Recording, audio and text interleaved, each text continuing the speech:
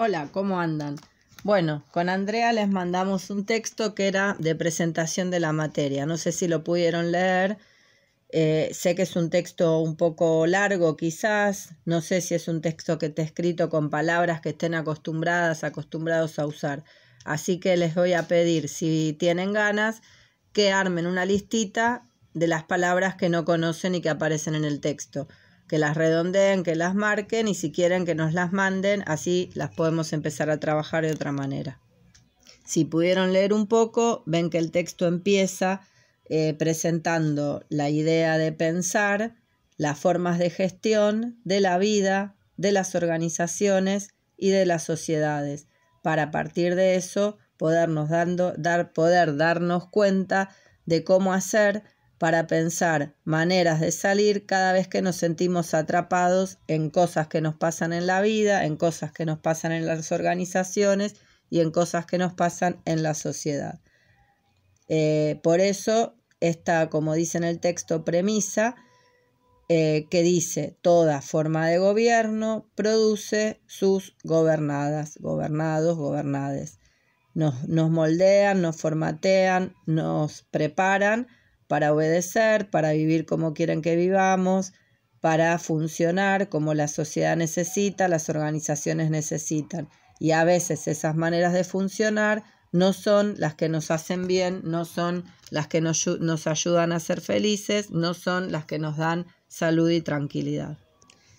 Por eso, algo que nos parece importante tener en cuenta es que toda práctica social, toda manera de vivir, no es natural, sino que está construida históricamente por los sistemas políticos de cada época.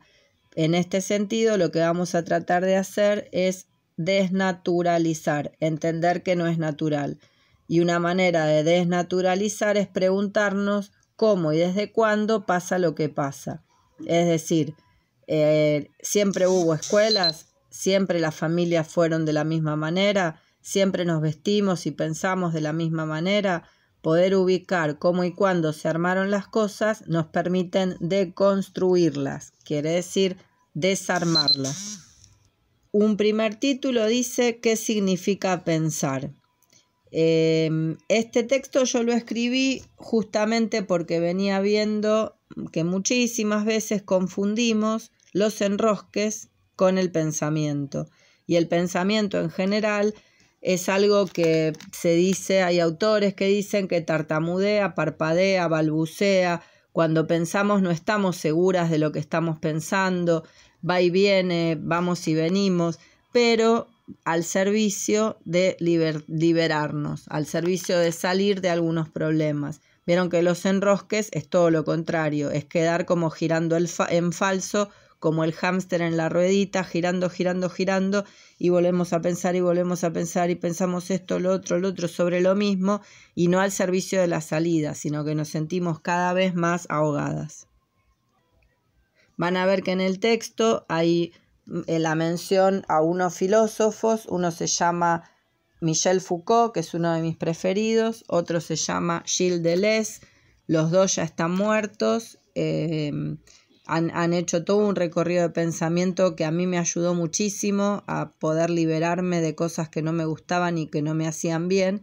Y ahí hay una primera cita que dice: pensar no consuela ni hace feliz. Y es larga, si tienen ganas yo se las recomiendo, léanlas tranquilos, tranquilas, es una de mis preferidas. Si no la entienden, si hay partes que no la entienden, pueden subrayarlas, pueden preguntarme y entre todos la podemos ir descubriendo. Una de las cosas que nos interesa de la cita es que pensar lucha contra la estupidez. Y la estupidez es algo que se está produciendo cada vez más desde las distintas prácticas histórico-sociales e histórico-políticas. ¿Vieron lo que nos pasa cuando quedamos mucho tiempo viendo videos, viendo youtubers, TikTok o cualquier cosa? Quedamos ahí, y hay veces que no podemos ni pensar. O cuando jugamos por un montón de horas al Candy Crush o a la Play o a los juegos que nos ofrece la época en la que estamos, que vieron que son prácticas, juegos, maneras que no ayudan a que podamos pensar, sino que nos entretienen y nos distraen sobre todo. de estas cosas no se trata ni de que estén bien ni de que estén mal, no se juzga esas prácticas, sino lo que se observa, a diferencia de otras épocas, es que en este momento y ya desde más o menos los años 90, cada vez más lo que los gobiernos buscan es que no pensemos demasiado para que no nos demos cuenta demasiado de alguna de las cosas o de muchas de las cosas que van pasando en la sociedad y en la vida en la que estamos. Por eso nos interesa, como dice en otra parte del texto, entender que cada época tiene lo que estos franceses llaman un archivo audiovisual, que el pensamiento es un archivo audiovisual. ¿Qué quiere decir esto? Que se trata de cuestiones visibles y cuestiones enunciables, de lo que se ve y de lo que se dice, que es propio de cada época. Lo que se ve de cada época es distinto. Cómo se ven las maneras de ser jóvenes en los 80, en los 90, difiere absolutamente de cómo se ven ustedes. Y las palabras, las maneras de decir de los jóvenes de los 80, de los 90, son totalmente diferentes a las de ustedes, que tienen esa capacidad impresionante de inventar maneras de decir. No sé cuáles son las maneras que andan inventando ahora. Entonces, en este sentido, cada época funciona como una máquina de hacer ver, como una máquina de hacer hablar.